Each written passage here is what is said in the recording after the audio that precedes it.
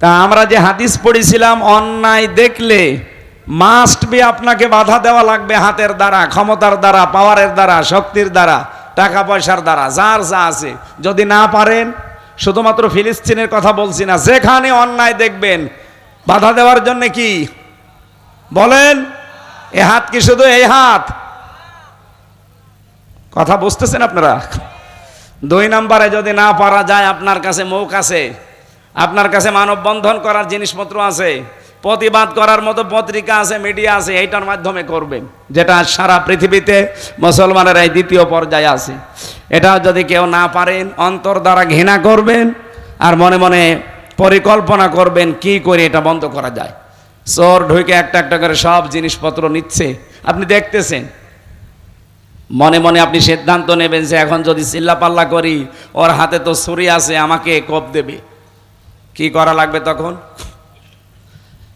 আপনি মনে মনে সিদ্ধান্ত নেবেন, রব্বুল আলামিন, ঘরের ভেতরে এদিক ওদিকে তাকিয়ে দেখবেন যে আমার সেই লাঠি কই, আমার সেই লাঠি কই। মানে কি? লাঠি আমার হাতে থাকলে চোরকে আমি এখন ঘায়েল করতে পারবো। কথা বলেন ঠিক কিনা? সুতরাং আজ আমাদের লাঠি দরকার। মুসলমানেরা শুধু অন্তর দ্বারা ঘৃণা করে নাউজুবিল্লাহ আস্তাগফিরুল্লাহ পড়ে অন্যায় দেখে বন্ধ হবে না। ওরা অন্যায় করছে বোমা দিয়ে, ওরা অন্যায় করছে অস্ত্র দিয়ে, ওরা অন্যায় করছে ফ্লোরিন দিয়ে। আর আমরা যদি বলি সুবহানাল্লাহ, আলহামদুলিল্লাহ, আস্তাগফিরুল্লাহ, আল্লাহ বাঁচাও, হবে? বিশ্বনবীর ঘর ছিল কুড়ে ঘর, নবীজির খেজুর পাতার পাটি দিয়ে ঘর ছাওয়া ছিল, খেজুরের পাতা দিয়ে। কিন্তু তার বাড়ির সামনে অল টাইম 9টা ঘোড়া বাঁধা থাকতো। কয়টা? আপনি কি বুঝলেন এখান থেকে? তার বাড়িতে বর্ম ছিল যুদ্ধের, হেলমেট ছিল লোহার, তার হাতে ছিল তরবারি যার নাম জুলফিকার। আপনি চিন্তা করতে পারেন, বাড়ি হচ্ছে খড়ের, খেজুর পাতার, আর বাড়ির সামনে 9টা ঘোড়া বাঁধা আছে। সব সময় হাতে তার লাঠি ছিল, এক হাতে তরবারি আর এক হাতে লাঠি। আমাদের হাতে তো লাঠি নেই, আমাদের হাতে আছে কি? আস্তাগফিরুল্লাহ, নাউজুবিল্লাহ। আর কান্নাকাটি ছাড়া কিছুই করতে পারছি না। পরিকল্পনা করা দরকার। বিশ্বের যারা বড় বড় মুসলমানদের ভেতরে সম্পদওয়ালা আছেন, শক্তিধর আছেন, এই মুহূর্তে ঈমান বাঁচাতে চাইলে এগিয়ে আসেন, নয়তো আপনিও বেঈমান হয়ে মরবেন। আমার কথার অর্থ বোঝা গেছে না? হাদিস পড়েছিলাম না, কোনো মানুষ যদি কোনো জিনিসের দায়িত্বে নেই, কিন্তু যদি মনে করে না এটা আমার, দখল করে নেয়, সে 1 নম্বরে শাস্তি পাবে কি? ফালাইসা মিন্না, সে নবীর উম্মত থেকে বের হয়ে যাবে। আগস্টের 5 তারিখের পর থেকে বাংলাদেশে বহু মানুষ বহু কিছু দখল করেছে যেটা তার নিজের না। না, সাতক্ষীরায় আরম্ভ হয়নি? অনেকেই শুরু করেছিল। বাবা শাহজালাল মদের কাছে সব হালাল, যেখানে যা পায় সব দখল করে। মনোজর বাবার ঘাট, হাট, আর বাকিটা যে বর্ডার পর্যন্ত, বন্দর পর্যন্ত দখল করে নিয়েছে। এই যে যার সেখানে যা পেয়েছেন দখল করলেন। চিন্তা করতে পারেননি যে এখনই যদি মারা যায়, আমি আর নবীর উম্মতের ভেতরে নেই। বলেন, নবীর উম্মতের বাইরে গেলে হয় আপনি ইহুদি, নাই খ্রিস্টান, নাই মুশরিক, নাই বৌদ্ধ, এরকম 4500 জাতি আছে। যে কোনো জাতি হিসাবে আপনার মরণ হবে। আপনি মুসলমান হয়ে নবীর উম্মত হয়ে মরতে পারবেন না। 2 নাম্বারটা আরো কঠিন। ওয়ালিয়াতাবাওয়া মাকআদাহু মিনান নার, বিশ্ব নবী বলেন সে যেন তার নিজের জায়গা জাহান্নাম বানিয়ে নেয়। হাদিসটা কি ছিল? মানিদ্দাআ মা লাইসা লাহু, যে ব্যক্তি কোনো জিনিসের অধিকার নিতে চায় অথচ সেইটা তার অধিকারে আসার কথা না, জোর করে জবরদস্তি করে দখল করে নিজের আয়ত্তে রাখে। আল্লাহ রাব্বুল আলামিন বলেন, ফাইন্না মাআল উসরি ইসরা, ইন্না মাআল উসরি ইসরা। আশার সঞ্চার করার জন্য বলছি, হতাশ হবেন না। আল্লাহ পাক বলেন ইন্না মাআল উসরি ইসরা। আপনি দেখেন, উসরুন শব্দের আগে আলিফ লাম, এর আগে মা, এর আগে আবার ইন্না। এখানে যারা আরবি গ্রামার বসে তাদেরকে জিজ্ঞাসা করছি, উসরুন মানে কষ্ট, দুঃখ। এ উসরুন দেওয়ার আগে আল্লাহ আলিফ লাম দিলেন, তার আগে মা দিলেন কেন? তাফসিরে ফি জিলালিল কোরআন সাইয়্যিদ কুতুব রহমাতুল্লাহ আলাইহি লিখেছেন, খুব ভালো করে খেয়াল করে শোনেন, আমি গতানুগতিক কথা বলছি না। রব্বুল আলামিন এখানে জানাতে চেয়েছেন, পৃথিবীর মানুষেরা কেউ যদি দুনিয়াতে তিনটা কারণে একটা কষ্ট সহ্য করো, কয়টা? আপনার কারণ থাকা লাগবে তিনটা, কষ্ট কয়টা? বলেন বলেন। এই জন্য কষ্ট এ বলার আগে আল্লাহ মারেফা করে দিলেন, নির্দিষ্ট করে দিলেন যে একটা। আপনি যদি একটা কষ্ট দুনিয়ায় ভোগ করেন, ইসর এটা আবার নাকেরা, অনির্দিষ্ট, এর আগে আলিফ লাম দেয়নি।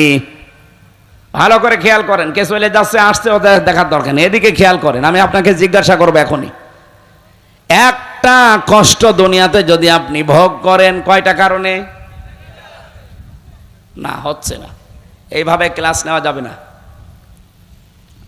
এটা বিশ্ববিদ্যালয়ের ক্লাস চলছে মনে করেন। একটা কষ্ট দুনিয়াতে আপনাকে ভোগ করলে কারণ বললাম কয়টা? আরো জোরে, কষ্ট কয়টা? বলছে চারটা। এদিকে একটা বলিছে আমি না, এবারে একটা কেন বললেন সেটা জিজ্ঞাসা করব। আরো একটি ভয়ে শোনা লাগবে। কোন দিকে তাকিয়ে আছেন? এদিকে তাকান। হ্যাঁ সেলাই বসো।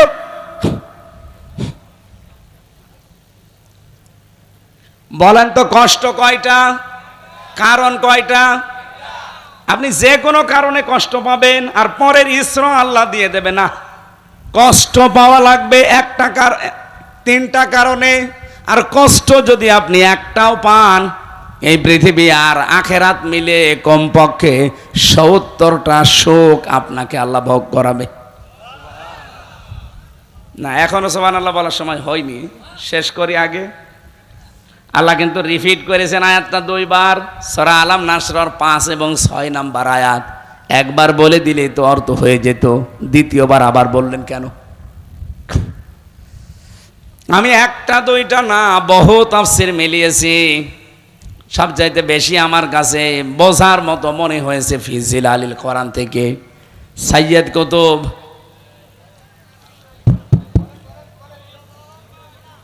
বলেন বললেই হবে না, আপনাকে জবাব দেওয়া লাগবে, তারপরে তো বলবো।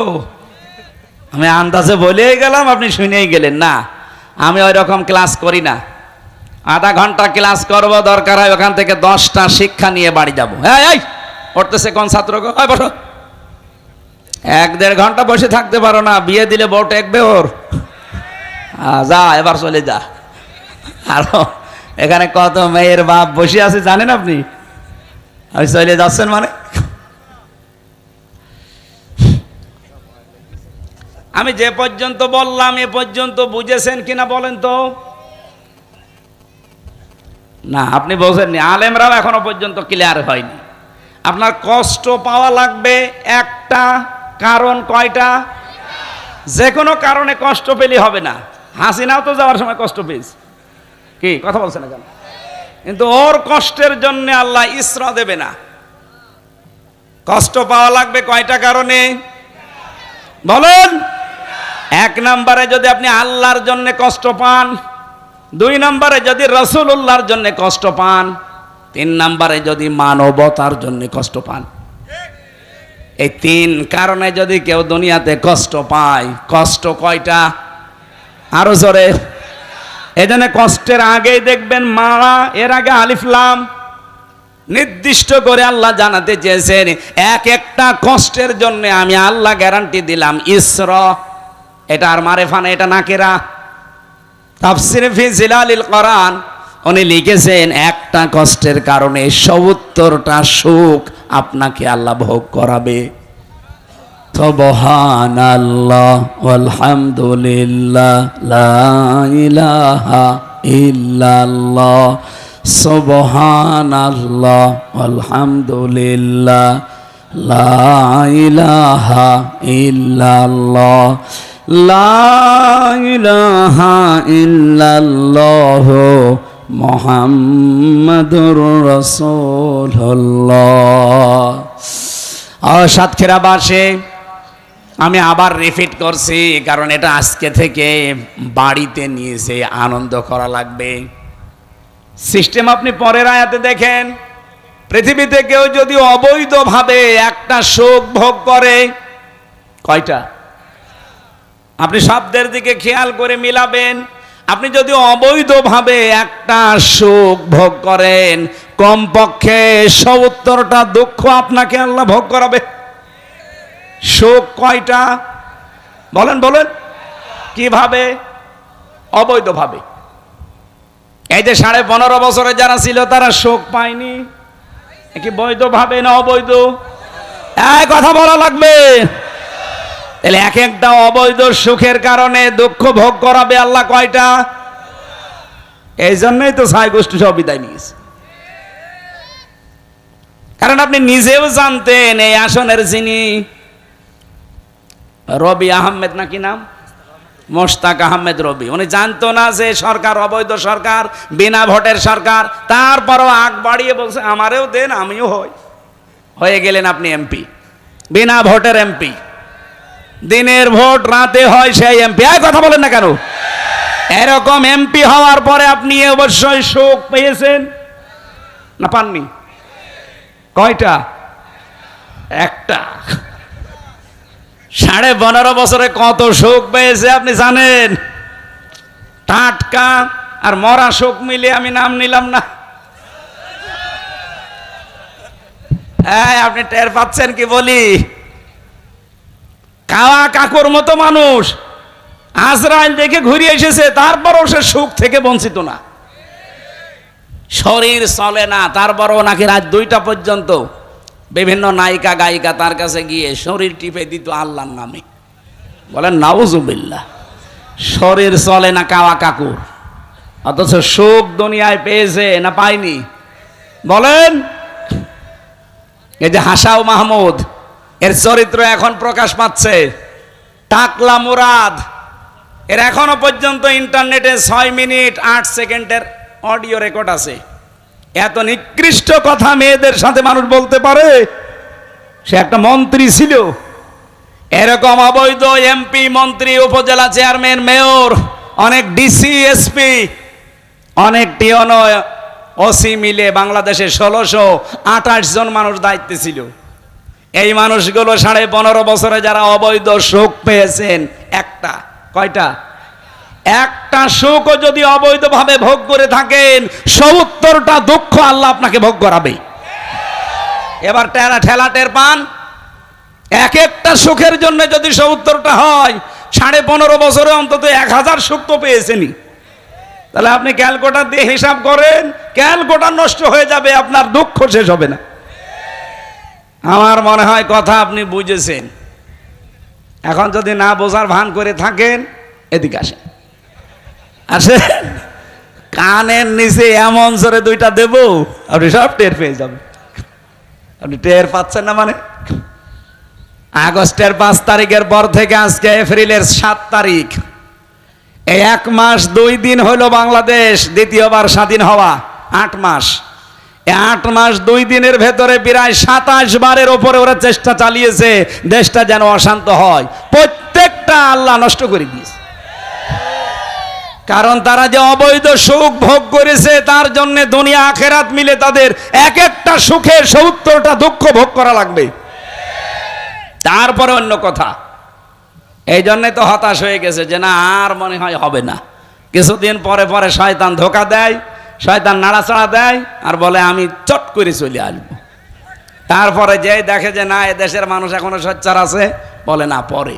এই পরে পরে করতে করতে দেখবেন হঠাৎ করে পটল তুলিস, আর পটল তুললে শেষ। কি কথা বলেন? রাজা আরো বাড়বে।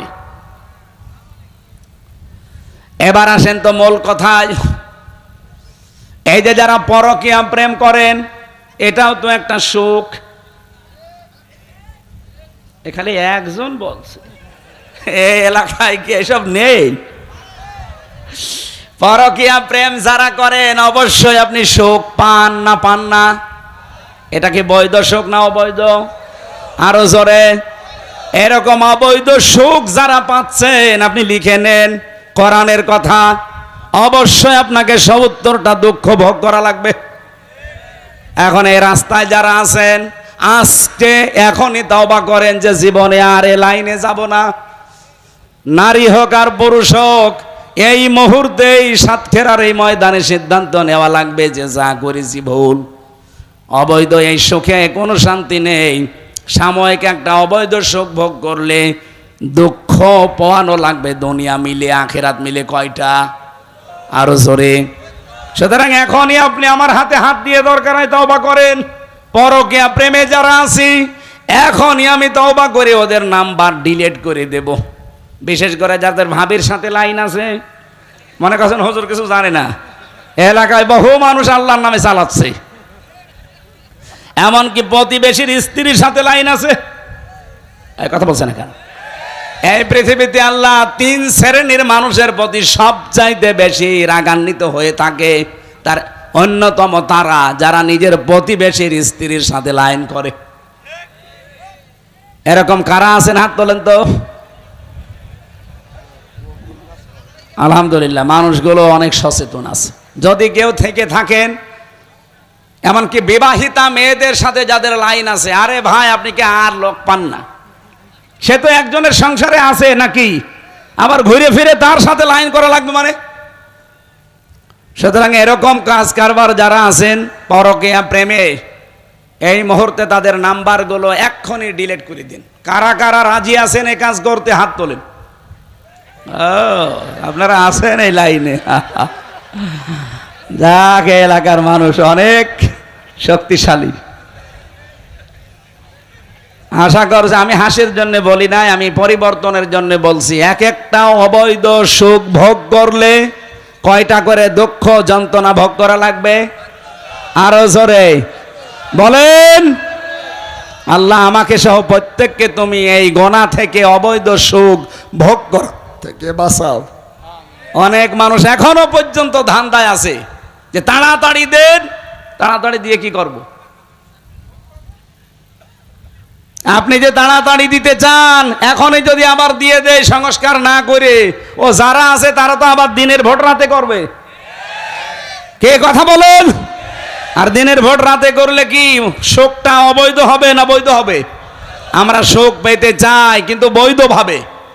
এই জন্য বাংলাদেশ জামাত ইসলামীর কোন এমপি যারা দাঁড়াবে 300 জন, একজনও বলেছে যে এখনই নির্বাচন দেন না। তারা নির্বাচন চায়, কিন্তু বলছে না, সংস্কার করে দিন। কারণ আমরা শোক পাবো, শান্তি পাবো, অবৈধভাবে শোক পেতে চাই না। আপনার এই সাতক্ষীরা যতগুলো আসন আছে, বাংলাদেশে অন্য জেলার খবর আমি জানি না, অন্তত সাতক্ষীরা আর কুমিল্লা, এই জেলাগুলোতে জামাত ইসলামী বাংলাদেশের যারা দায়িত্বে আছে এরা পাশ করবে, আমি লিখে দিতে পারি। মুহাদ্দিস আব্দুল খালেক, মুহাদ্দিস রবিউল বাশার, অধ্যক্ষ ইজ্জতুল্লাহ, এক গাজী নজরুল ইসলাম, এই যে 4 জন। আপনি একটা মানুষের মুখে আজ 8.5 মাস চলছে, 8 মাস 2 দিন, শুনেছেন কোনোদিন যে এখনই দেন, খেয়ে বাসি? কেন? এরা পাশ করার মতো না? এক কথা বলছেন না কেন? আপনি অন্যদিকে নিয়ে যাবেন না, নিজের বিবেক দিয়ে প্রশ্ন করে বলেন, এরা পাশ করার মতো না? এখানে যে এরা এর আগেও পাশ করেছে অনেকে, তাদের পূর্বপুরুষরা, এ বাংলাদেশ তো দেখেছে। অন্য জেলার খবর বাদ দিলাম, এই জেলায় তো অন্তত তারা চাইতে পারে যে এখনই দেন, আমরা এখনই চেয়ার পাই, কিন্তু তারা বলে না কেন? কারণ সংস্কার হয়নি। ওই 1628 জন মানুষ যারা এই জালেমকে টিকিয়ে রেখেছিল, এই ভুয়া 3টা নির্বাচন করেছে, ওই ডিসি, ওই এসপি, ওই টিওনো, ওরা এখনো আছে। হ্যাঁ, হয়তো সাতক্ষীরারটা গেছে কুমিল্লায়, কুমিল্লারটা কুষ্টিয়ায়, কুষ্টিয়ারটা কুড়িগ্রাম, জিনিস তো একই, খালি পাল্টিয়েছে জায়গায়। কথা বলেন না কেন? ওরা যতদিন পর্যন্ত পাল্টাবে না, ততদিন ওরা থাকলে ওই কাজই করবে। আর এটা বলতে গেলে আপনার রাগ হয়। এক লোক বিয়ে করে বাসর রাতে শাশুড়ি যে বলছে, বৌমা কি করবা আমি জানি না, আমার কিন্তু নাতি চাই। বলছে, মা আপনি আমার সময় দেবেন না? একটু সময় দেন। ননদ আর দেবর এসে বলছে, ভাবি কি করবা জানি না, আমাদের কিন্তু ভাতিজা চাই। ঠিক আছে। দাদি শাশুড়ি এসে বলছেন, আজ বউ আমার কিন্তু পতি চাই। আচ্ছা দাদি আপনারও লজ্জা শরম নেই, আপনি সময় দেবেন না? স্বামী এবার এসে বলছে আমি ঘুমিয়ে পড়লাম, আমার কিন্তু বেবি চাই। ঘমটা খুইলে ফেলে এবার বলছে বংশ কি সব পাগলের বংশ? তুমি তোমার মা, তোমার ভাই বোন, তোমার দাদি সব এসে বলে কারো ভাতিজা লাগবে, কারো পতি লাগবে, কারো নাতি লাগবে, আর তোমার বেবি লাগবে, আর তুমি পড়ছো ঘুমিয়ে। আমি কি ডাউনলোড করে নিয়ে আসবো? আমি পাবো কোথায়? অন্তত 10 মাস 10 দিন সময় দেওয়া লাগবে না? এক কথা বলছে না কেন? আপনি আমারে সময় দেন, আর 10 মাস 10 দিন একটু সময় ব্যয় করেন, অবশ্যই নাতি হবে, পতি হবে, বেবি হবে, ভাতিজা হবে। কথা বলেন না কেন? কেবল 8 মাস 2 দিন, 10 মাস 10 দিন হতে এখনো 2 মাস 8 দিন বাকি আছে। আপনার কি করে হবে? আপনি ঘুমিয়ে পড়ছেন, ওগুলো কি আসমান থেকে আসবে? এই মানুষগুলোই তো আছে। এই ডিসি, আইএসপি, সাতক্ষীরার এডিসি এখন নতুন একজন এসেছে, রিমান্ডে আমারে অত্যাচার করেছিল। আমার শরীরে এমন কোনো জায়গা নেই, 1 ইঞ্চি জায়গাও নেই। ওরা মানসিক এবং শারীরিকভাবে টর্চার করে নাই। অথচ এখনো তারা দায়িত্বে আছে বাংলাদেশের সাতক্ষীরার মতো জায়গায় এসে, আর আপনি বলছেন নির্বাচন দেন। নির্বাচন দিয়ে কি করবো? ওই তো দিনের ভোট আবার রাতে করে ফেলবে। কথার অর্থ বোঝার মতো যোগ্যতা সবার এখানে নেই। আমি উদাহরণটা এমনি দেইনি, এই উদাহরণটা বুঝতে পারলে অবশ্যই আপনিও বাংলাদেশ জামাত ইসলামের মতো আপনিও বলতে বাধ্য হবেন যে না, আগে সংস্কার করেন, এরপরে নির্বাচন দিন। খালি দেন দেন, খাবো খাবো, খেয়ে কি করবেন? ওরাও তো খেয়েছিল, 620টা বাড়ি বানিয়েছে এক শয়তান, ভূমিমন্ত্রী ছিল, একটা বাড়িতেও থাকতে পারে না। কয়েকদিন আগে মালয়েশিয়া যেয়ে দেখি যে হোটেলে উঠেছি, নিচে বসে বসে চা খাচ্ছে। কি গো হুজুর, আমরা আগেই পালিয়েছি। আগে পালাবেন কেন? 620টা বাড়ি বানান, এখানেও সাহেব পাড়া বানিয়েছেন, কিন্তু তালা লাগানো, যেতে পারে না। ওখানে যে মায়ের খাবো, বাংলাদেশের 20 লাখ মানুষ এখানে থাকে, পিটিয়ে ভর্তা বানিয়ে ফেলবে। সিঙ্গাপুর, মালয়েশিয়া, থাইল্যান্ড, ইন্দোনেশিয়া, এরপরে বাহরাইন, কাতার, আমেরিকা, কতগুলো জায়গা যেখানে যায় সেখানে দেখি শয়তানরা বসে আছে, নিজেদের বানানো ফ্ল্যাটে বাড়িতে থাকে না, থাকে হোটেলে চুরি করে। নামে তা ওই 2-3 মাস পরে পরে একবার নামে একটু চা খাওয়ার জন্যে, আর দেখা হয়ে যায়। আমারে বলছো হুজুর বাংলাদেশে কাউকে কিছু বলবেন না। বলবো না মানে শয়তানি করে টাকা পয়সাগুলো সব পাচার করলে, এই টাকা পয়সাগুলো দেশে থাকলে 36 লাখ যুবক এখন বেকার।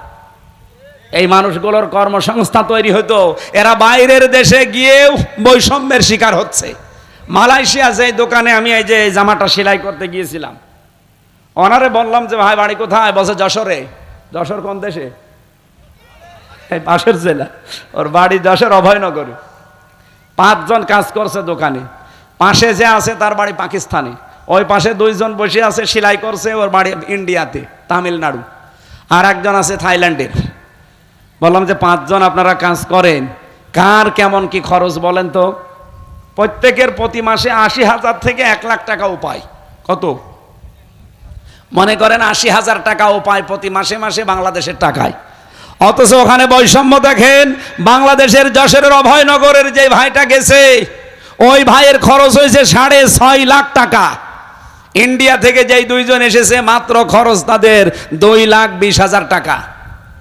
ভারত থেকে কি পাকিস্তান থেকে যেই ভাই এসেছে, ওর মাত্র খরচ 1,20,000 টাকা। থাইল্যান্ড থেকে এসেছে যেই লোক, তার মাত্র খরচ 30,000 টাকা। বলেন আপনি এখন খরচ তো 5 জনের মিলে দেখলেন না কার কেমন আকাশ পাতাল? কারো 6.5 লাখ, কারো 2,20,000, কারো 1,20,000, কারো 30,000। অথচ সবার উপায় কি? 80,000। সবার উপায়। আমি বললাম এত বৈষম্য টাকাগুলো। বলছে এই টাকাগুলো সালমান এফ রহমান, ওই দরবেশ, আর হাসিনার ছোট বোন রেহেনা, আর একজন এমপির নাম বলল নুরে আলম, এই 3 জন মিলে এই টাকাগুলো নেয়। বাংলাদেশ থেকে বিশ্বের বিভিন্ন দেশে যারা যায় 2 লাখ খরচ হয়, আর 6 লাখ ওরা মেরে খায়। এই টাকাগুলো নিয়ে কেউ বেগম পাড়া বানিয়েছে, কেউ সাহেব পাড়া বানিয়েছে। তোরা টাকা মেরে খাবি, খা। টাকাগুলো বাইরে পাচার করলি কেন? এই দেশে যদি কর্মসংস্থান বানিয়ে দিতিস, এই যে 36 লাখ যুবক বেকার হয়ে পড়ে আছে, বিশ্বের বিভিন্ন দেশে তারা যে পায়খানা সাফ করে, রাস্তা ঝাড়ু দেয়, রুটি বানায়, আমি নিজে দেখেছি, পানি টেনে দিচ্ছে, এই মানুষগুলো বাইরে যে এই কাজগুলো করে, তাও 2 ঘন্টা 5 ঘন্টা না, 12 ঘন্টা ডিউটি, রুটি বানাচ্ছে 12 ঘন্টা একাধারে। কেন? আপনি এই বাংলাদেশে কত জায়গা পড়ে আছে, আজ চীন, আজ তুরস্ক, এমনকি আমেরিকা, বিভিন্ন দেশ থেকে রাশিয়া, এরা এসে এখানে মানুষের কর্মসংস্থান তৈরি করার জন্য, তাদের ব্যবসার জন্য এগুলো খুলতেছে। আমার নিজের দেশের টাকা দিয়ে যদি খুলতে পারতাম, এ দেশটা মালয়েশিয়ার মতো অনেক আগে দাঁড়িয়ে যেত। আমি কি বেশি বলে ফেলেছি? একটাও বেশি হয়নি, যা বলেছি সব পড়িয়ে দেখে, এই চোখ দিয়ে দেখা। এই জন্য আমরা বারবার বলছি, আগামীতে যারা আসবে, হাও খাও বন্ধ করেন। খালি খাবো খাবো করেন কেন? কি করবেন খেয়ে? ওরা যদি এই খাও খাও বন্ধ করে নিজেরা এই কাজ কারবার গুলো দেশে করতো, ওদেরকে মরণের আগে কেউ নামাতে পারতো না। সব জায়গায় বৈষম্য তৈরি করে রেখেছিল। আল্লাহ রাব্বুল আলামিনের যে আয়াত আমরা পড়েছি, সূরা দোহার 7 নম্বর আয়াত, আমি তাফসীর আকারে কথা বলবো এখান থেকে, আপনারা বিরক্ত হয়ে যাচ্ছেন না তো?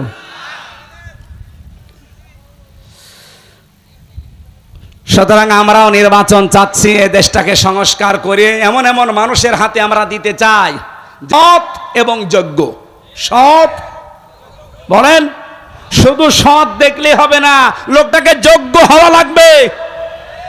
আমি ওপেন বলছি, বাংলাদেশ জামাত ইসলামীতে আমি যোগ দিয়েছি, আমি করি এই কারণে, কারণ আমি দেখি এই দেশ চালানোর মতো সৎ এবং যোগ্যতা সম্পন্ন সব সেক্টরে তাদের মানুষ আছে। আপনি এর চাইতে উন্নত কোন দল সব সেক্টরে কাজ করতে পারে, যোগ্যতা সম্পন্ন, আপনি দেখান, আমি এক্ষুনি চলে যাব। এই কথা বলেন না কেন? আমি পাইনি, এজন্য আমি যাইনি। আমি যা পেয়েছি দেখে শুনে বুঝে, আমি তো আর আপনার মতো আন্দাজে হাঁ করে চলতে পারি না। আমি কোরআনের ওপরে অনার্স মাস্টার্স করেছি কি হাওয়া খেয়ে। আমি বুঝতেছি না যে কোরআন কি বলে, ওয়াদাল্লাহুল্লাযীনা আমানু মিনকুম ওয়া আমিলুস সলিহাত লা ইস্তাখলিফান্নাহুম ফিল আরদ কামা ইস্তাখলাফাল্লাযীনা মিন ক্বাবলিহিম, সূরা নূরের 55 নম্বর আয়াত। আল্লাহ তাআলা বলেন, আল্লাহ ওয়াদা করছেন তোমাদের ভেতরে যারা ঈমান আনবে আর আমলে সালেহ করবে। সালেহ মানে কি? এখানে সালেহের ব্যাখ্যা হয়তো অনেকে নেক বলবে, না, সালেহ মানে যোগ্য। শুধু নেক না, আপনাকে ঈমান আনার পরে যোগ্যতা সম্পন্ন হওয়া লাগবে। এই বাংলাদেশে এটা আমি সবচাইতে বেশি পেয়েছি জামাত, শিবির আর ছাত্রী সংস্থার ভেতরে। আপনি এখন চ্যালেঞ্জ দেন। অনেক মানুষ রাজনীতি করে আখের গোছানোর জন্য, খালি খাবো খাবো এই ধান্দায়। কিন্তু এই যাদের নাম বললাম, এদের ভেতরে যদি এই চরিত্র পান, আপনি একটা দেখান, আমি এক্ষুনি তওবা করে চলে আসবো। আপনি রাগ না করে নিজের বাস্তবতায় মিলান।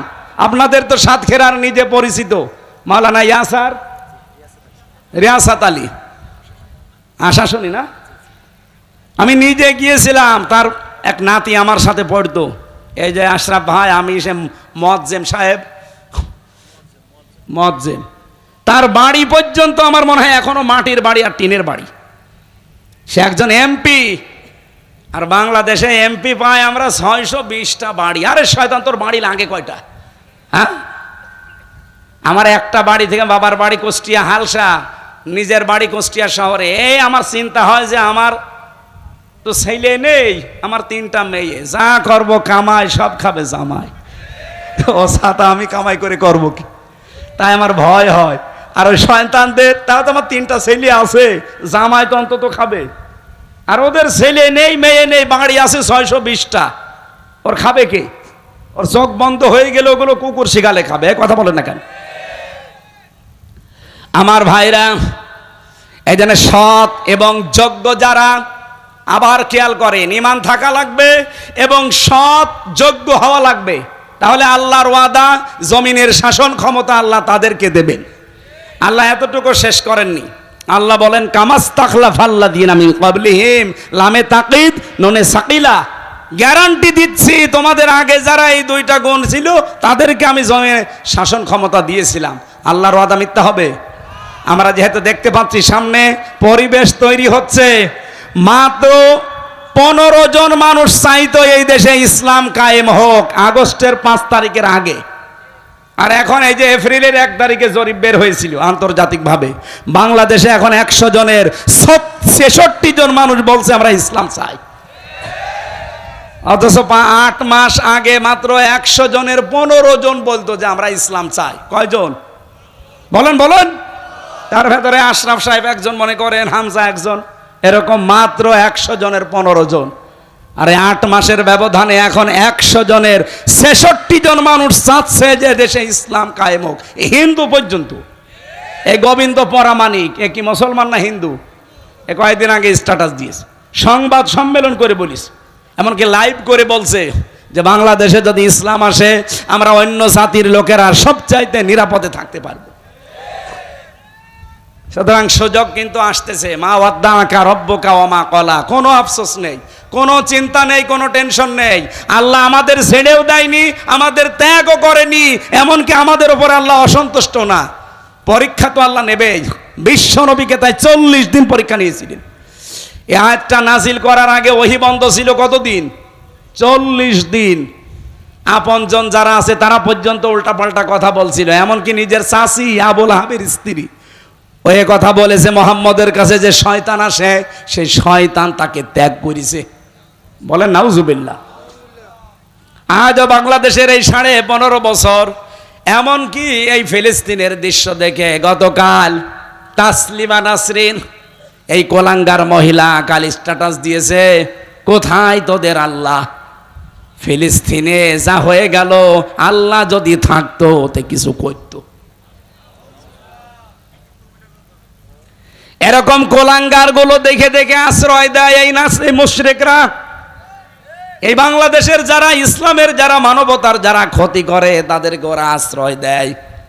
আপনি তাকান, তাসলিমা নাসরিনের মতো এই দুশ্চরিত্র, এই মানুষ নামে কলঙ্ক, আল্লাহকে ভুল ধরে, বিশ্বাসও করে না। এই শয়তানকে দুনিয়ার কেউ নিতে রাজি না। গণহত্যার সাথে জড়িত হাসিনা পৃথিবীর কোন রাষ্ট্র নিতে রাজি না, অথচ দাদা নিয়ে বসে আছে। আমি কি বেশি বলছি? এই জন্য আল্লাহর ঘোষণা হচ্ছে আমাদের কোনো হতাশা নেই। মা ওয়াদ্দাআকা রব্বুকা ওয়া মা ক্বালা, হে নবী আপনি আফসোস করবেন না, আমি আপনাকে ছেড়ে দেইনি। 2টা কসম দিয়ে আল্লাহ আয়াতটা শুরু করেছেন, ওয়াদ-দুহা ওয়াল-লাইলি ইযা সাজা, দিনের মধ্য দিনের আলোর কসম। সকালের কসম দিলেন না, বিকালের কসম দিলেন না। আল্লাহ একেবারে যখন সূর্য মাথার উপরে, যখন পৃথিবী একেবারে ফুল আলোকিত হয়ে যায়, এই সময়টার কসম দিলেন কেন? হে নবী আপনার জীবনে অনেক হতাশা ছিল, আমি দেখেছি আপনি পর্যন্ত 40 দিন ভারাক্রান্ত হয়ে গিয়েছিলেন।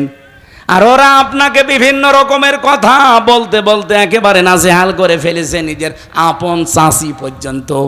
আপনার কোনো দুঃখ নেই, এই হতাশা থাকবে না।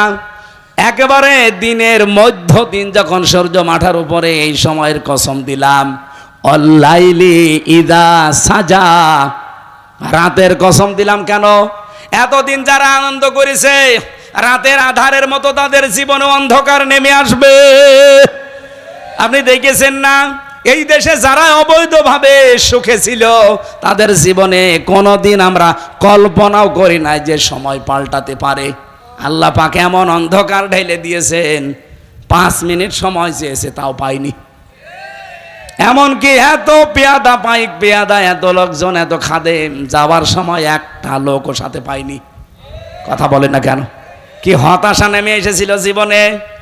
আমি যাওয়ার আগের দৃশ্য দেখেছি, চোখ মুছতেছি। আমি মনে হয় ওই দিনই তার জীবনে প্রথম চোখে পানি দেখলাম। এর আগে যতই কান্নার নাটক করুক জীবনে কান্দেনি, খালি আন্দাজে মনোরুমাল দিয়ে চোখ মুছেছে। কান্না করেছে আগস্টের 5 তারিখে, যেদিন বিদায় নেবে ওই দিন। এর নাম সাজা। এর নাম কি? অল-লাইলি ইযা সাজা। শুধু তাকে উদ্দেশ্য করে আল্লাহ বলেননি ওই জামানায়, এটা কিয়ামত পর্যন্ত থাকবে। আর আমরা যারা আছি কিয়ামত পর্যন্ত আয়াত থেকে আশার সঞ্চার জাগাবো। মা ওয়াদ্দাআকা রব্বুকা ওয়া মা ক্বালা ওয়ালাল আখিরাতু খায়রুল লাকা মিনাল উলা। হে নবী, আপনার আগের চাইতে পরে ভালো। এতদিন যাই হয়েছে হয়েছে, বিশ্বের মুসলমানেরা কোনো চিন্তা নেই। ইহুদিরা যে মানুষগুলোকে মেরে ফেলেছে, এরা শুধু মারা যায়নি, এরা শাহাদত বরণ করেছে। আর শাহাদত যারা বরণ করে ওরা কিন্তু মারা যায় না। কি ওয়ালা তাহসাবান্নাল্লাযীনা কুতিলু ফি সাবিলিল্লাহি আমওয়াতা বাল আহইয়াউন ইনদা রাব্বিহিম ইউরযাকুন। আল্লাহ বলেন, যারা শাহাদত বরণ করে এদেরকে তোমরা মৃত বলবা না, এমনকি ধারণাও করবা না। সূরা বাকারার 154 নম্বর আয়াতে পাবেন, ওয়ালা তাকুলু লিমা ইউকতালু ফি সাবিলিল্লাহি আমওয়াত। আর সূরা আলে ইমরানের 169 নম্বর আয়াতে পাবেন, ওয়ালা তাহসাবান্নাল্লাযীনা কুতিলু। মুখে তো বলাই যাবে না, ধারণাও করা যাবে না যে মরে গেছে। যারা শহীদ হয় মুখ দিয়ে আপনি কখনো বলবেন না যে মরে গেছে, ধারণাও করবেন না মরে গেছে। আল্লাহ বলেন বালা হায়া, তারা জীবিত। কে বলছেন? আরো জোরে বলেন, ইনদা রাব্বিহিম ইরযাকুন। শুধু জীবিত না, তারা তার রবের কাছে রিজিক পাচ্ছে। সুবহানাল্লাহ বলতে পারেন নাই? সুতরাং 2024-এ 2732 জন মানুষ শহীদ হয়েছে। কি? এবং ফিলিস্তিনে, এই গুজরাটে, বিশ্বে বিভিন্ন জায়গায় আজ মানুষ, মুসলমানরা যারা বিনা কারণে মারা যাচ্ছে বিধর্মীদের হাতে, এমনি মারা যাচ্ছে না, এরা শহীদ হচ্ছে। আর শহীদ হলে কি মরে? বলেন বলেন। ওই যে ওই বাচ্চাটা বলছিল না যে আমাকে মেরে ফেলেন, আমি শুনেছি জান্নাতে নাকি খাবারের কোনো অভাব নেই। এজন্য যারা শহীদ হচ্ছে এ মানুষগুলো সৌভাগ্যশালী। আর যাকে তাকে আল্লাহ শাহাদতের মরণ দেয়ও না। যার ইমানটা আল্লাহর পছন্দ হয়, যার কর্মজীবন প্র্যাকটিস এবং অ্যাক্টিভিটিস, প্র্যাকটিক্যাল লাইফ আল্লাহর কাছে ভালো লেগে যায়, তখন তাকে এমনিতেই মরণ না দিয়ে শাহাদতের মরণ দেয়। তার প্রমাণ আল্লামা সাইদি 13 বছরের ভেতরে তো মরল না। এ সালেমের হাতে আল্লাহ তাকে শাহাদতের মরণ দেবে। তার সারা জীবনের মোনাজাত ছিল, আল্লাহুম্মা ইন্নী আসআলুকা শাহাদাতান ফি সাবিলিক। হে আল্লাহ, তুমি আমাকে যদি মরণ দাও, এমনি মরণ দিও না, শাহাদতের মরণ দিও। ওনাকে যে শহীদ করা হয়েছে, এটা এখন দিন যত যাচ্ছে প্রকাশ পাচ্ছে। কথা বলেন ঠিক কিনা? এই জন্য শাহাদতের মরণ যারা পাবেন, আমি শহীদ জিয়ার জন্য দোয়া করি। কারণ এই লোকটার নাম শুনলেই মানুষ বলে শহীদ। কি আপনি দেখেন তো, বঙ্গবন্ধু শেখ মুজিবুর রহমান, উনিও, ওনাকে মানুষ মেরে ফেলেছে। শহীদ জিয়াউর রহমান, ওনাকেও মানুষ মেরে ফেলেছে। একজনের নাম শুনলে মানুষ বলে শহীদ, আর একজনের নাম শুনলে কোনোদিন শহীদ শুনেছেন? কোনোদিন কোনো মানুষ কি বলে যে শহীদ বঙ্গবন্ধু? না, আমি শুনিনি। কিন্তু শহীদ জিয়া, একথা আমি নিজে কাবা শরীফের ইমাম। আমি 16 সালে হজে গিয়ে দেখেছিলাম, পাশে ওই যে আরাফাতের ময়দানের পাশে যে মসজিদের নামিরা, অনেক খুতবা দিচ্ছিলেন ওই মসজিদে। ওই সময় শহীদ জিয়াউর রহমানের নাম ধরে দোয়া করে ডাক দিয়ে আরবিতে বলছিলেন, রব্বুল আলামিন শহীদ জিয়াউর রহমানকে জান্নাতের সুউচ্চ মাকাম দান করো, তার আরশের নিচে তাকে তুমি ছায়া দাও। চিন্তা করলাম, এই কথা বললো কেন? পরবর্তীতেই দেখি উনি কয়েকটা জিনিসের নাম একটা একটা করে বলছিলেন। শাজারাতুজ জিয়া, নিম গাছ। আমরা বলি নিম গাছ, ওই দেশে বলে শাজারাতুজ জিয়া, জিয়া গাছ। বাংলাদেশ থেকে হাজার হাজার নিম গাছ তিনি প্লেনে করে নিয়ে ওখানে লাগিয়ে দিয়েছিলেন আরাফাতের ময়দানে। লক্ষ লক্ষ হাজিরা ওখানে যায়, ওই ছায়ায় আশ্রয় নেয়। আমি নিজেও ছিলাম। অটোমেটিক মুখ দিয়ে দোয়া চলে আসে, এই ছায়াটা যিনি দিল আল্লাহ তুমি তাকেও ছায়া দিও, বলেন আমিন। শহীদ জিয়াউর রহমানের জন্য আমি দোয়া করি। কিন্তু তার নাম নিয়ে, তার আদর্শের নাম নিয়ে আজ যারা লোটপাট করে চাঁদাবাজি করে খাবেন, এটা আপনাদের নিজের ওপরে বর্তাবে। বলুন, একটা মাজলুম সংগঠন তারা। এই 15.5 বছরে তারা অনেক অত্যাচার, জুলুম, নির্যাতনের শিকার হয়েছে। কিন্তু কিছু মানুষের কারণে আজ তারা কালার হয়ে যাচ্ছে। কিশোরগঞ্জের এই ফজু পাগলা, কি আর ওদিকে চাঁপাই নবাবগঞ্জের স্বামী স্ত্রী বানিয়েছে কোন মিস্ত্রি আল্লাহ জানে এদের। আমার মনে হয় এদেরকে ধরে এখন পাবনায় পাঠানো দরকার। কয়েকদিন আগে আমার পাবনায় অনুষ্ঠান ছিল, গিয়েছিলাম এই পাগলা গারাত দেখতে, যে দেখি পাগল কমে গেছে, ভালো হয়ে গেলে তাদেরকে পাঠিয়ে দেয়। যেখানে অনেক প্রায় 700, 750, 800 পাগল থাকে, 100, 150, 200 পাগল আছে। তার মানে যারা ছিল চিকিৎসা করে করে ওখানে থাকার পরে নার্সিং করে তাদেরকে বাড়ি পাঠিয়ে দিয়েছে। এখন এই নতুন পাগল যেগুলো, এগুলো এখন ওখানে ভর্তি করা দরকার। এদেরকে ইনজেকশন দেওয়া দরকার হাই পাওয়ারের, যে পাগল ভালো হয়ে যাবি তারপরে তোরে বাইরে এনে আনবে, তাছাড়া এদের দ্বারা বদনাম হয়ে যাচ্ছে। এই জন্য আমাদের চিন্তা নেই দুনিয়ায় ক্ষমতায় কে যাবে না যাবে না। আমরা দেখতে পাচ্ছি আল্লাহর এই আয়াত, আগের চাইতে পরে ভালো। ওয়ালাল আখিরাতু খায়রুল লাকা মিনাল উলা। এটা কি শুধু নবীকে বলেছিলেন? কিয়ামত পর্যন্ত আমরাও আছি। এই কারা গয়রা কারা? পেশাব পায়খানা ছাড়া বাইরে যেতে পারবেন না। আর যদি খুব বেশি নেশা লাগে বিড়ি খাওয়ার জন্য যেতে পারেন। আপনাদের এই পাশেই তো বেনাপোল, এখানেই তো এসে বানায়। আকিস গ্রুপ এখানে বানায় না? ভোমরা বর্ডার এটা। ও এটা তো, এটা আমার কাছে যশোর মনে করছে। নাভারণে বানায়, নাভারণ ওই যে বেনাপোল এই লাইনে ওগুলো বানায়। খান, আপনারা কি বলবো আর, দু একটা হালকা পাতলা খান, খেয়ে আবার চলে আসে। অনেকে আবার জয় মোবাইলে স্ট্যাটাস দেয়, মেসেজ লেখে, হুজুর বিড়ি খাওয়া কি? যদি বলি যে হারাম না হারামের কাছাকাছি, তখন হাসে। ও মনে করে যে এটাই অত বেশি অসুবিধা নেই, আমি দু একটা খাই। পৃথিবীতে একটা মাত্র খাবার যার গায়ে লেখা থাকে যে আমাকে খেলে ক্যান্সার হবে, কি হবে? এরপরও অনেকে বিড়ি খায় না। সাতক্ষীরা এসব নেই? এ জেলায়ও বিড়িখোর আছে। কারা কারা বিড়ি খান হাত তোলেন তো দেখি। মুরব্বী একবারে 2 হাত তুলেছে, তার মানে ও ডবল বিড়ি খায়। না, এটা ছেড়ে দেওয়া লাগবে ভাই। আমার মনে হয় যারা নেশা করে, শুধু বিড়ি না, বিভিন্ন নেশা দ্রব্য যারা ভক্ষণ করে, এই দোষ শুধু তাদের না, এ দোষ তাদের বউদেরও। ওই যে মেয়ে লোক দাঁড়িয়ে আছে না, ও বউদেরও দোষ আছে। ও থাকতে দেয় কোন কারণে কাছে? মা বোন যারা এসেছেন, আপনার স্বামী যদি কোনো নেশা খায়, সে বিড়ি হোক সিগারেট হোক আর বাকিগুলোর নাম বললাম না, ওই শয়তানরে কাছে থাকতে দেবেন না। বলবো তোর বিছানা আলাদা করে দিলাম, যতদিন ওইটা না ছাড়বে কাছে থাকতে পারবি না, এমনি টাইট হয়ে যাবে। হ্যাঁ, আমরা এর পরের যে এক আয়াত পরে একটা আয়াত পড়েছিলাম, এই আয়াতটার ব্যাখ্যা করার জন্য বসেছি।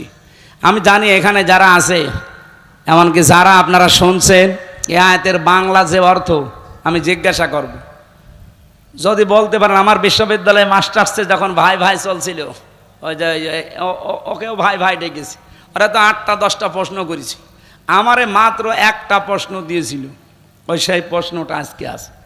আমি জবাব দিয়েছিলাম একেবারে যেভাবে আমি পড়েছিলাম তাফসিরে। অনেকগুলো তাফসিরে আছে একরকম, একটা তাফসিরে আলাদা আছে। আমার ভাই ভাই যিনি ছিলেন বাইরের এক বিশ্ববিদ্যালয়ের ডক্টর, এত খুশি হয়েছিলেন, ফুল মার্কস আমাকে দিয়ে দিয়েছে। এটা অনেকের ভেতরে আমার মনে হয় মানে সঠিকটা জানা নেই, আজকে আমরা সঠিক জানবো। আল্লাহ পাক বলেন, আলাম ইয়াজিদকা ইয়াতীমান ফাওয়া, কিছু নিয়ামত স্মরণ করাচ্ছি। হে নবী, আপনার আগের চাইতে যেহেতু পরে ভালো হবে, এজন্য দিন যত যাবে সামনে মুসলমানদের হাতে বিশ্ব আসবে। শুধুমাত্র কয়েকটা শর্ত দিয়েছেন আল্লাহ। ওয়ালা তাহিনু ওয়ালা তাহজানু ওয়া আনতুমুল আ'লাউনা ইন কুনতুম মুমিনিন। কোনো ভয় নেই, কোনো চিন্তা নেই, তোমরাই সফল হবে, বিজয় হবে যদি মুমিন হতে পারো। বলেন তো মুমিন হওয়ার দায়িত্ব কার? বলছে আল্লাহর। আল্লাহ মুমিন হবে? বিজয় দেওয়ার দায়িত্ব কার? আরো জোরে বলেন। বিজয় হওয়ার দায়িত্ব আমার না, কারণ বিজয় আমার হাতে। বলেন, আজ বিশ্বে মুসলমানের আবার বিজয় হবে, কারণ আমি কোরআন থেকে পড়েছি, অরাআইতান নাস ইয়াদখুলুনা ফি দীনিল্লাহি আফওয়াজা। হে নবী, যখন আল্লাহর সাহায্য আসবে তখন আপনি বিজয় দেখতে পাবেন। ইযা জা নাসরুল্লাহি ওয়াল ফাত। আর বিজয়ের যে 9টা ধারা আছে তার প্রথম ধারা এই, আপনি দেখতে পাবেন দলে দলে পালে পালে মানুষ ইসলামে প্রবেশ করছে। কোথায় 15%, কোথায় 66%, মাত্র 8 মাস। আপনি বছর চাইতে দেন, এই বাংলাদেশে আমার বিশ্বাস কোরআনের এই আয়াত 100% সত্য। 100 জনের 100 জন মানুষ বলতে বাধ্য হবে আমরা ইসলামে দেশে চাই। আমরা চাই না, আগামীতে দেখতে চাই আল্লাহর এই কোরআন দিয়ে বাংলাদেশের 56,000 বর্গ মাইল চলছে। কারা কারা এটা দেখতে চান দেখি তো? লিল্লাহে তাকবীর।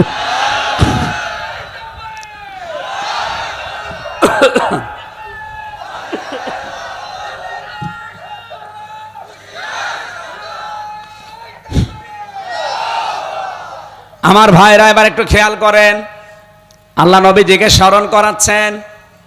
আপনি যদি বিজয় নিজে অর্জন করতে চান পারবেন না, কারণ বিজয় আপনার হাতে আমি দেইনি। বিজয় কায় হাতে? আপনার দায়িত্ব হচ্ছে ইন কুনতুম মুমিনিন, আপনি মুমিন হবেন। এই নির্দেশটা শুধু মুমিন নবীজিকে আল্লাহ দেয়নি, তামাম দুনিয়ার মুসলমানদেরকে আল্লাহ দিয়েছেন। এজন্য আমরা সামনে যদি বিজয় হতে চাই, 1 নম্বরে আমাদের দায়িত্ব হচ্ছে আমরা মুমিন হব। মুমিন কাকে বলে? বাংলাদেশের মানুষের ভেতরে একটা ভ্রান্ত ধারণা, মুমিন মানে বিশাল জুব্বা গায়ে থাকবে, পাগড়ি থাকবে, হাতে তসবিহ থাকবে, দুনিয়ার কোনো খেয়াল থাকবে না, বিশাল বুজুর্গ। কি মুমিন কারা? ঈমান আছে কার? আমাদের এই দেশে শুধু লেবাসে আমরা তাকওয়া খুঁজি, লেবাসে ঈমান খুঁজি। ঈমান তো এই জায়গার ব্যাপার। কি নবীজি জানিয়েছেন, ইদা সাররাতকা হাসানাতুকা ওয়া সাআতকা সাজ্জিআতুকা ফাআনতা মুমিন। যখন তোমার ভালো কাজগুলো তোমাকে আনন্দ দেবে আর অন্যায় কাজগুলো তোমাকে কষ্ট দেবে, তখন বুঝবে তোমার ঈমান আছে। এ বাংলাদেশে সবার কাছে ভালো কাজ ভালো লাগে, সবার কাছে অন্যায় কাজ এটা কষ্ট লাগে না, আর অনেকে আনন্দ নিয়ে করে। এখানে 1 মাস চলে গেল, তাকওয়ার মাস। তাকওয়া যে কিভাবে আপনি তৈরি করবেন, কোন স্তরে আপনি পৌঁছাবেন তাকওয়ার, এই গুরুত্বপূর্ণ তথ্যটা বলে আমার আয়াতে আমি যেতে চাচ্ছি। তাফসীর থেকে বলছি, বিশ্বনবী জানিয়েছেন তাকওয়ার স্তরগুলো। এই পৃথিবীতে তাকওয়া অর্জনের প্রক্রিয়া পেয়েছি আমি 6টা। 1 নম্বরে আপনাকে হকের অনুসন্ধান করা লাগবে। ভালো করে শুনবেন, আপনি কোন স্তরে আছে আপনি মিলাবেন। শুধু এরকম পাগড়ি মাথায় দিয়ে বসে থাকলে হবে? আপনি কি দেখবেন যে আপনি কোন স্তরে আছেন? 1 নম্বরে আপনাকে হকের অনুসন্ধান করা লাগবে, হক খোঁজ করা লাগবে। আমাদের জাতির পিতা হযরত ইব্রাহিম, তিনি কিন্তু হক খোঁজ করেছিলেন। কি প্রথমে তারকা দেখেছেন, বলেছেন এইটাই আমার রব। যখন ডুবে গেছে বলছেন না। যখন চন্দ্র দেখলেন বললেন এইটা আমার রব। যখন ডুবে গেছে বলছে না। যখন সূর্য দেখলেন বলতে এইটা আমার রব, হাজা আকবার, এটা আমার বড় রব। যখন ওইটাও ডুবে গেছে বলছে না। ইন্নী ওয়াজ্জাহাতু ওয়াজহিয়া লিল্লাযী ফাতারাস সামাওয়াতি ওয়াল আরদা হানিফা ওয়া মা আনা মিনাল মুশরিকিন। আমার চেহারা আমি ঘুরিয়ে দিলাম ওই রবের দিকে, যিনি আসমান আর জমিনের উদ্ভাবক। আমি মানুষ দেখানোর জন্য ঘুরি নাই, আন্দাজেও ঘুরি নাই, ঘুরেছি হানিফা, একনিষ্ঠভাবে। ওমা আনা মিনাল মুশরিকিন, আর আমি মুশরিক না। জোরে বলেন সুবহানাল্লাহ। ও বাংলার সাতক্ষীরার মুসলমানেরা, আমাদের জাতির পিতা ইব্রাহিম নবী তিনি হক অনুসন্ধান করে খুঁজে খুঁজে পেয়েছিলেন। আর আমাদেরকে দেশের আলেমরা চোখে আঙ্গুল দিয়ে হক দেখিয়ে দিলেও আমরা মানতে চাই না। বলেন, তাহলে আপনি হক অনুসন্ধান করেন। আপনি প্রক্রিয়ার 1 নম্বরে আছেন, 2 নম্বর পেয়েছি। হক পেয়ে গেলে আপনাকে কবুল করা লাগবে। এটা আজ আমাদের ভেতরে নেই, শুধু দলীয় চিন্তায় থাকি, এই যে আমার দলের লোক নাকি দেখি। হক কথা, হক বিষয় যদি কোনো জায়গায় পেয়ে যান, আপনার বিবেক যদি সায় দেয় যে না এটা হক, মাস্ট বি আপনাকে কবুল করা লাগবে। 3 নম্বরে এটা হকের প্রচার করা লাগবে। এবার 4 নম্বরে হকের উপরে দৃঢ় থাকা লাগবে। 5 নম্বরে হক কায়েম করার জন্য সর্বাত্মক চেষ্টা করা লাগবে। 6 নম্বরে হক কায়েম হলে হককে টিকিয়ে রাখার জন্য সাহায্য করা লাগবে। আপনি বলেন তো এই 6টা স্তরের কোন স্তরে আছেন? আপনি না হক অনুসন্ধান করেন, না হক কবুল করেন, না হককে আপনি প্রতিষ্ঠা করার জন্য চেষ্টা করেন, না হকের ওপরে টিকে থাকার জন্য আপনার কোনো পরিশ্রম আছে, না হক কায়েম হলে আপনি সাহায্য করার জন্য কাজ করেন। কি করেন আপনি? এই জন্য নিজের দিকে তাকে একটু আফসোস নিয়ে আসেন ভেতরে। তাছাড়া আপনি তাকওয়ার কোনো পর্যায়ে থাকতে পারবেন না। আল্লাহ রাব্বুল আলামিন হেদায়েত দেওয়ার জন্য যে আয়াতটা আমরা পড়েছিলাম, আলাম ইয়াজিদিকা ইয়াতীমান ফাআওয়া, হে নবী আপনাকে ওরা দুঃখ দেয়, আশেপাশে কথা বলে, আমি আপনাকে কি এতিম পাইনি, এরপরে আশ্রয় দেয়নি। ওয়াজাদাকা দাল্লান ফাহাদা। এটার বাংলা অর্থ করার জন্য আমি আহ্বান জানাচ্ছি এবার আলেমদের। এটা আলেম না? বাংলা অর্থ করতে পারবেন এটার? ওয়াজাদাকা দাল্লান, হ্যাঁ এই যে পথ হারা ছিলেন আপনার আল্লাহর নবীকে যদি বলেন আপনি পথ হারা ছিলেন, ওই মাওলানা মিজানুর রহমান আজহারের মতো আপনি কালকে কালার হয়ে যাবেন। উনি তো ভালো নিয়তেই বলেছিল। কি উনি যেই কথাগুলো বলেছে একটা কথাও কিন্তু খারাপ কথা না, কিন্তু নবীর শানে ওই কথাগুলো বললে আমরা মেনে নিতে পারি না।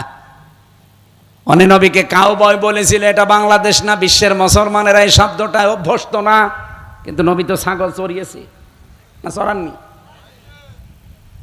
উনি হযরতে খাদিজাতুল কুবরা রাদিয়াল্লাহু তাআলা আনহাকে ইনটেক নয় এই বলেছিলেন। তো এই শব্দটা আমাদের মায়ের ব্যাপারে যায়। উনি আমাদের মা না? কথা বলেন না কেন? তাহলে এখানে যে শব্দটা উনি তো বাংলা অর্থ ঠিকই করেছে। দল্লান মানে পথহারা, দল্লান মানে পথভ্রষ্ট, দল্লান মানে গোমরা। বাংলা অর্থ যদি আমি এইভাবে করি, কালকে দেখেন সারা বাংলাদেশে আমার নামে বদদুয়া শুরু হবে। তাহলে কি অর্থ করা লাগবে এখানে? ওয়াজাদাকা দাল্লান ফাহাদা, হে নবী আমি আপনাকে অনবহিত পেয়েছি। অনবহিত, আপনি পথ অনুসন্ধান করছিলেন। ওই যে হকের যে 6টা অর্থ বললাম প্রথম, এইটা আপনি হক অনুসন্ধান করছিলেন। হক সম্পর্কে, পথ সম্পর্কে, হেদায়েত সম্পর্কে আপনি অনবহিত ছিলেন। আপনি অজ্ঞ ছিলেন বলতে পারবেন না, আপনি পথ হারা ছিলেন বলতে পারবেন না, এমনকি আপনি পথভ্রষ্ট ছিলেন তাও বলতে পারবেন না, আপনি গোমরা ছিলেন তাও বলতে পারবেন না।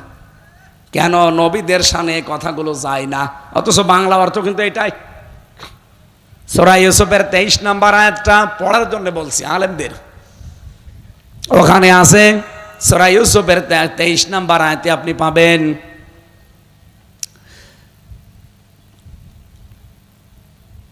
ইন্নাহু লা ইউফলিহুজ জালিমুন ওয়া লাকাদ হাম্মাত বিহি ওয়া হাম্মা বিহা। বিহি আর বিহা একটা পুরুষ একটা মহিলা। এর বাংলা অর্থ যদি আমি শাব্দিক দেখে দেখে করি, দেখেন তো আপনার মনে কি বলে। আল্লাহ বলেন জেনা করার জন্যে জুলাইখা যেমন রাজি, ইউসুফও রাজি। এই না মানে কোন হুজুর নিয়ে আসবেন, নিয়ে আসেন, বাংলা অর্থ আপনি বের করে দিন। অলাকদ অবশ্যই, হাম্মাত বিহি ও হাম্মা বিহা, জেনা করার জন্যে এই মহিলা জুলাইখা যেমন আগেই রাজি, সব খুলে বসে আছে। ইউসুফ নবীও তো মানুষ। কি আল্লাহ বলেন হাম্মাদ বিহি, উনিও রাজি হয়ে গিয়েছিলেন। বলেন তো এভাবে অর্থ করলে নবীর ওপরে তোহমত আসে না, আর আমার ঈমান থাকবে? তাহলে অর্থ কি করবেন? আল্লাহ পাক বলেন দুইজনে রাজি হয়ে গিয়েছিল। এর পরের শব্দে আল্লাহ জবাবটা দিয়েছেন, লাউলা আর বুরহানা রব্বি, যদি তার রব তাকে কিছু বোরহান দলিল প্রমাণ না দেখাতেন। তাফসীরে জালালাইনের ভেতরে তিনটা কথা আছে এই আয়াতের ব্যাখ্যা করতে গিয়ে। এক নম্বরে তিনি কি দলিল দেখেছিলেন, কি প্রমাণ? প্রথম নম্বরে তিনি দেখতে পেয়েছিলেন ঘরের ভেতরে তার বাবার সুরত নিয়ে হযরত ইয়াকুব আলাইহিস সালাম সামনে দাঁড়িয়ে যেন বলছে, ইউসুফ আমি তোমার বাবা বলছি, তুমি কিন্তু জিনা করতে পারো না। দ্বিতীয় নম্বরে হযরত জিবরাইল আলাইহিস সালাম জান্নাত থেকে একটা কাগজ নিয়ে এসে তার সামনে তুলে ধরেছে, ওখানে লেখা ছিল ওই চিরকুটের ভেতর, আমি তোমার মালিক বলছি তুমি জিনা করতে পারো না। তিন নম্বরে আজিজে মিসর এই জুলাইখার স্বামী, সে সরাসরি তার সুরতটা নিয়ে মনে হচ্ছে ঘরের ভেতরে দাঁড়িয়ে আছে। এই তিনটা বোরহান আল্লাহ পাক তাকে দেখিয়েছেন। শুধু তাকেই না, এর পরের আয়াতে আপনি একটু তাকান, কাযালিকা লিনাসরিফা আনহুস-সুআ ওয়াল ফাহশা ইন্নাহু মিন ইবাদিনাল মুখলাসিন। বলেন আল্লাহু আকবার। আল্লাহ বলেন কাযালিকা, এইভাবে, লিনাসরিফা সরফ মানে নড়াচড়া করা, আনহুস-সুআ ওয়াল ফাহশা অন্যায় অশ্লীল অবৈধ কাজ আমি তার থেকে দূরে সরিয়ে দিয়েছি। শুধু তাকেই সরিয়েছি না, ইন্নাহু মিন ইবাদিনাল মুখলাসিন, এটা বহু বচন। মুখলিস দিতে পারতেন, মুখলাসিন দিলেন কেন? কিয়ামত পর্যন্ত ইউসুফের মতো চরিত্রের মহা দুর্যোগের সময় যারা নিজেকে হেফাজত করে রাখতে পারবে আল্লাহর ভয়ে, রব্বুল আলামিন কিয়ামত পর্যন্ত এই মানুষগুলোকে ইউসুফের মতো বাঁচিয়ে দেবেন। এই জায়গায় নবীজিকে আল্লাহ ডাক দিয়েছেন, আপনাকে আমি পথ সম্পর্কে অনবহিত পেয়েছিলাম।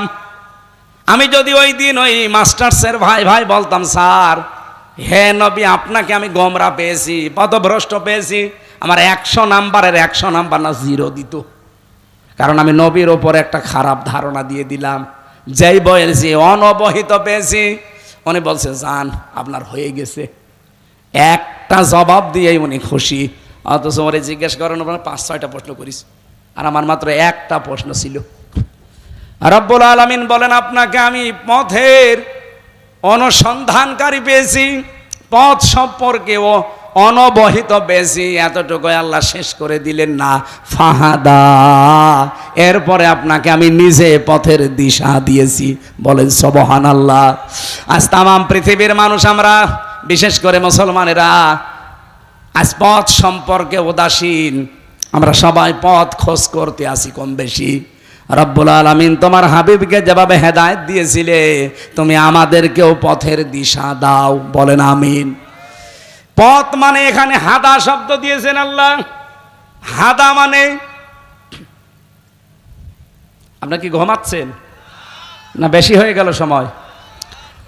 হাদা শব্দের যতগুলো অর্থ আমি পেয়েছি, পড়া কোরআন শরীফের ভেতরে আপনি কোরআনের নাম পাবেন 55টা। তার ভেতরে একটা নাম আছে কোরআনের নাম হচ্ছে হুদা। কোরআনের নাম কি? হুদা মানে পথ প্রদর্শনকারী। এটা যদি ইসমে ফাইল থেকে নিয়ে আসেন, হাদিন মানা ইউফিদু ইসমে ফাইল, ইসমে ফাইলের অর্থ এর উপকার কি? আল্লাহ নিজে বলছেন ফাহাদা, হেদায়েত দেওয়ার মালিক কিন্তু দুনিয়ায় কেউ না। জান্নাতে যাওয়ার জন্য সবচাইতে বেশি লাগবে যেটা, তার নাম কি? হেদায়েত। কি লাগবে? হেদায়েত না হলে জান্নাত যেতে পারবেন? তাহলে জান্নাতে যাওয়ার জন্য আল্লাহ হেদায়েত পাঠিয়েছেন।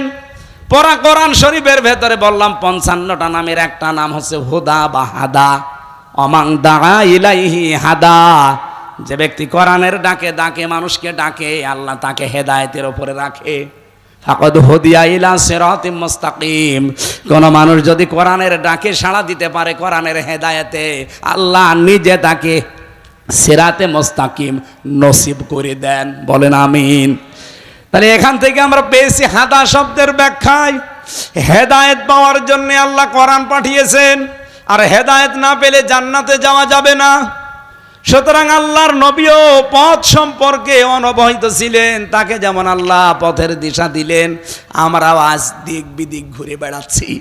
আমরা যদি পথ পেতে চাই, আল্লাহর পাঠানো হেদায়াত, তার নাম কি বলেন বলেন? দল মত নির্বিশেষে আল্লাহর এই হেদায়েতের কাছে আপনাকে আসা লাগবে। এখন হেদায়েত পাবে কারা? আমি আজকে দুপুরে আমার যশোরে আলোচনা ছিল, হেদায়েত পাবে কারা। 5 প্রকার মানুষের কথা পেয়েছি।